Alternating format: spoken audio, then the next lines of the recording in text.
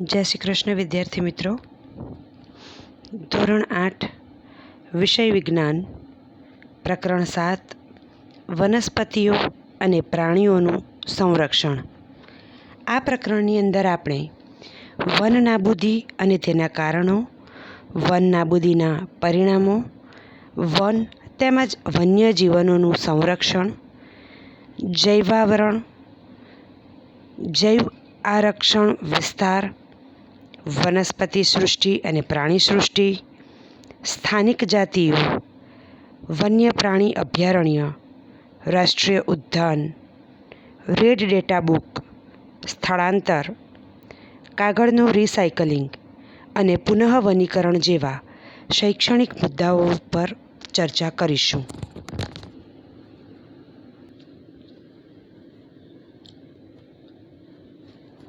પ્રકરણ 7 વનસ્પતિઓ અને પ્રાણીઓનું સંરક્ષણ.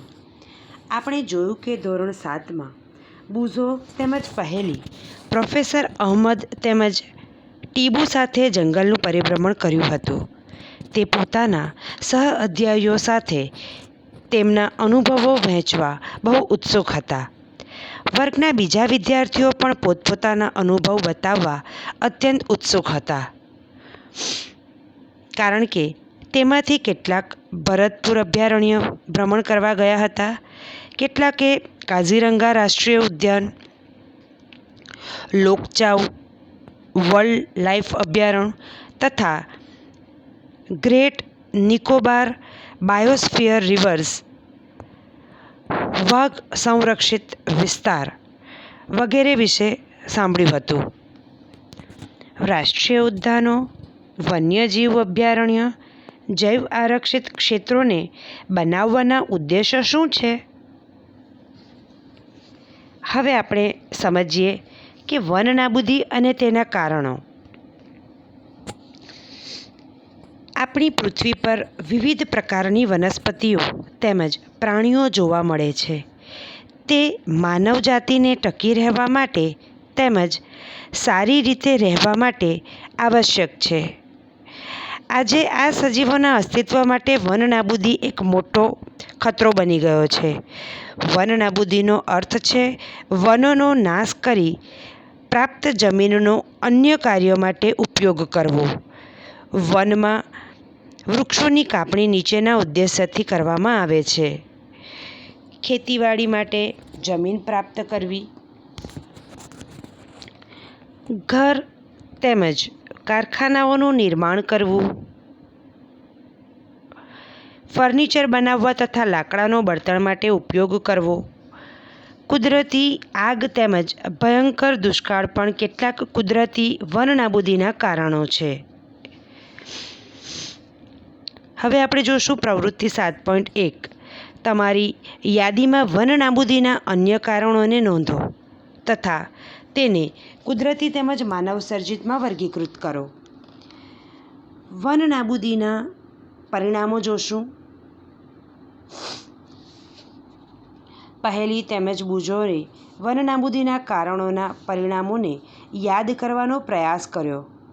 તેમને યાદ છે કે વન નાબૂદીથી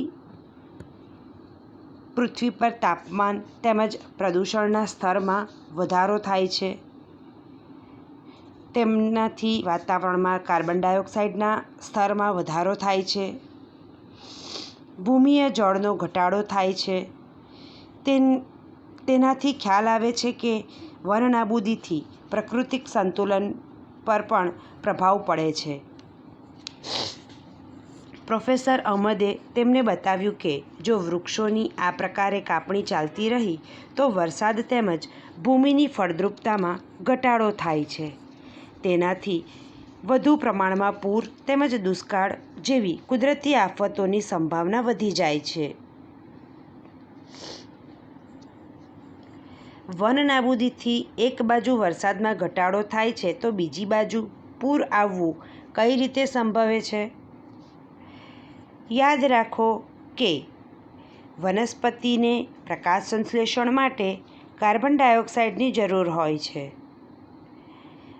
ઓછા વૃક્ષોનો અર્થ છે કે કાર્બન ડાયોક્સાઇડના ઉપયોગમાં ઘટાડો થવો, જેથી વાતાવરણમાં તેમની માત્રામાં વધારો થઈ જાય છે. કારણ કે કાર્બન ડાયોક્સાઇડ પૃથ્વી પર પરાવર્તિત ઉષ્મીય કિરણોને શોષી લે છે, એટલે તેની માત્રાના વધારાના પરિણામે ગ્લોબલ વોર્મિંગ થાય છે. પૃથ્વીના તાપમાનમાં વધારાથી જલચક્રનું સંતુલન બગડી જાય છે અને વરસાદમાં ઘટાડો થાય છે. તેના કારણે દુષ્કાળ આવે છે. ભૂમિના ગુણધર્મમાં પરિવર્તનનું મુખ્ય કારણ વનનાબૂદી છે. કોઈપણ ક્ષેત્રમાં ભૂમિના ભૌતિક ગુણધર્મ પર વનસ્પતિ ઉછેર અને વૃક્ષોની અસર પડે છે. ધોરણ 7ને યાદ કરો કે વૃક્ષો કેવી રીતે જમીનમાં ધોવાણને અટકાવે છે. ભૂમિ પર વૃક્ષોની માત્રા ઘટવાના કારણે ભૂમિનું ધોવાણ વધે છે. ભૂમિનું ઉપરનું પડ સ્તર દૂર કરવાથી નીચેના સખત પથ્થરોના સ્તરો દેખાય છે, જેનાથી ભૂમિમાં સેન્દ્રિય પદાર્થો એટલે કે સડતા કાર્બનિક પદાર્થોનો ઘટાડો થાય છે તથા તેની ફળદ્રુપતામાં પણ ઘટાડો થાય છે. ધીમે ધીમે ફળદ્રુપ ભૂમિ રણમાં ફેરવાઈ જાય છે, જેને રણ નિર્માણ કહે છે. ડેઝર્ટેશન પણ કહેવાય છે. વનનાબૂદીના કારણે ભૂમિની જલ સંગ્રહ ક્ષમતામાં પણ ઘટાડો થાય છે તથા ભૂમિની ઉપરના પડની મારફતે નીચેના સ્તરોમાં પાણી પ્રવેશવાની ક્રિયામાં અસર ઊભી થાય છે, જેના પરિણામ સ્વરૂપે પૂર આવે છે. ભૂમિના અન્ય ગુણધર્મ જેવા કે પોષક તત્વો, બંધારણ વગેરે પર વનનાબૂદીની અસર થાય છે. આપણે ધોરણ 7માં અભ્યાસ કર્યો કે વનમાંથી આપણને અનેક ઉત્પાદનો પ્રાપ્ત થાય છે. તે ઉત્પાદનોની યાદી બનાવો. જો આપણે વૃક્ષોને સતત કાપતા રહીશું તો શું આ ઉત્પાદનોની તંગીનો પણ સામનો કરવો પડશે? હા. હવે આપણે જોઈએ પ્રવૃત્તિ 7.2 કેવી રીતે વનનાબૂદીથી વન્ય પ્રાણીઓ પણ પ્રભાવિત થાય છે. આ કારણોની યાદી બનાવો અને પોતાના વર્ગમાં તેની ચર્ચા કરો. વન તેમજ વન્યજીવોનું સંરક્ષણ પર આપણે ચર્ચા કરીશું. વનનાબૂદીની અસરો જાણ્યા બાદ પહેલી અને બુઝો ચિંતિત હતા. તે પ્રોફેસર અહમદ પાસે ગયા તથા તેઓએ પૂછ્યું કે વન તેમજ વન્ય પ્રાણીઓને કેવી રીતે બચાવી શકાય.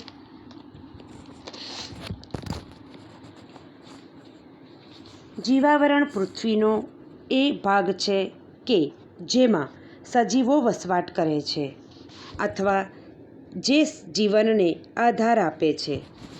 જૈવ વિવિધતાનો અર્થ છે કે પૃથ્વી પર જોવા મળતા વિભિન્ન સજીવો, તેઓની વચ્ચે આંતરસંબંધ અને તેઓનો પર્યાવરણ સાથેનો સંબંધ.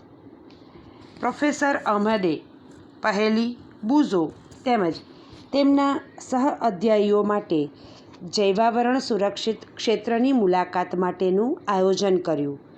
તેના માટે તેઓએ પંચમઢી જૈવાવરણ સુરક્ષિત ક્ષેત્રની પસંદગી કરી. તે જાણતા હતા કે આ ક્ષેત્રની વનસ્પતિઓ અને પ્રાણીઓ ઉપરી હિમાલયની શૃંખલાઓ તેમજ નીચાણવાળા પશ્ચિમ ઘાટ વિસ્તારના પ્રાણીઓ અને વનસ્પતિઓને સમાન છે. પ્રોફેસર અહમદને વિશ્વાસ હતો કે આ ક્ષેત્રની જૈવ વિવિધતા આગવી છે. તેઓએ વન કર્મચારી શ્રી માધવજીને જૈવાવરણ સંરક્ષિત ક્ષેત્રમાં વિદ્યાર્થીઓનું માર્ગદર્શન કરવાનો અનુરોધ કર્યો. તેઓએ જણાવ્યું કે જૈવિક મહત્વ ધરાવતા ક્ષેત્રનો સંરક્ષણ એટલે કે બચાવ એ આપણી રાષ્ટ્રીય પરંપરાનો એક ભાગ છે. માધવજીએ વિદ્યાર્થીઓને સમજાવ્યું કે આપણા વ્યક્તિગત પ્રયત્નો તેમજ સમાજના પ્રયત્નોથી વિશેષ સરકારી સંસ્થાઓ પણ વન તેમજ વન્ય પ્રાણીઓના રક્ષણ માટે કાર્યરત છે. સરકાર તેઓની સુરક્ષા અને સંરક્ષણ હેતુ માટે નિયમ, પદ્ધતિઓ અને યોજનાઓ બનાવે છે. વન્ય પ્રાણી અભયારણ્ય, રાષ્ટ્રીય ઉદ્યાન, જૈવાવરણ સુરક્ષિત ક્ષેત્ર વગેરે વનસ્પતિઓ અને પ્રાણીઓ માટે સંરક્ષિત તેમજ સુરક્ષિત ક્ષેત્ર છે. વનસ્પતિઓ અને પ્રાણીઓ અને તેમના નિવાસસ્થાનોને સંરક્ષણ માટે તેમજ સુરક્ષિત ક્ષેત્ર જાહેર કરવામાં આવેલ છે, જેનું અભયારણ્ય, રાષ્ટ્રીય ઉદ્યાન અને જૈવાવરણ આરક્ષિત વિસ્તાર કહીએ છીએ. વૃક્ષારોપણ, ખેતી, ચરવું, વૃક્ષોની કાપણી, શિકાર, ચામડું પ્રાપ્ત કરવા માટે શિકાર વગેરે આ ક્ષેત્રોમાં પ્રતિબંધ હોય છે.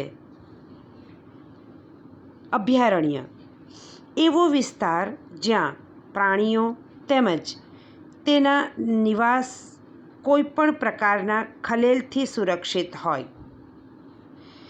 રાષ્ટ્રીય ઉદ્યાન તો વન્ય પ્રાણીઓ માટે આરક્ષિત ક્ષેત્ર જ્યાં તે સ્વતંત્ર રૂપે નિવાસ તેમજ પ્રકૃતિ સંસાધનોનો ઉપયોગ કરી શકે.